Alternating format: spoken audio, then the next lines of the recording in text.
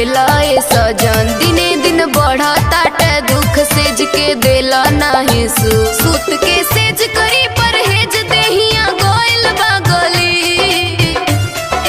हाथ गोड़ तू जोड़े लगबू, मुँह से पानी छोड़े लगबू, खकेरी वाइटल के गोली अब तब खोली हम चोली, खकेरी वाइटल के गोली अब तब खोली हम चोली।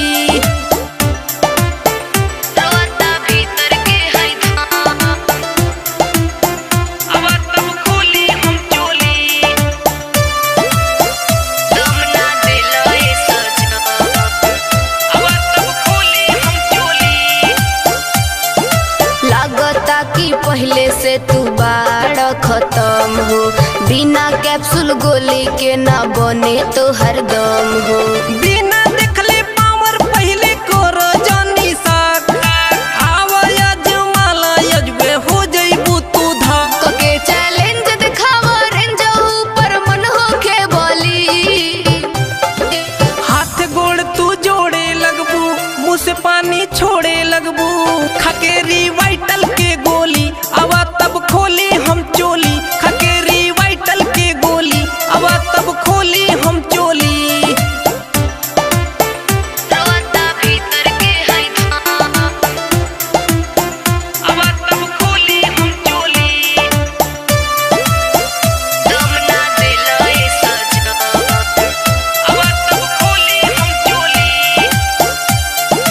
जिगर जितेंद्र बिनित तोहरा बस के ना बाटे, दिने पे दिन बढ़े दहिया कौस में ना बाटे।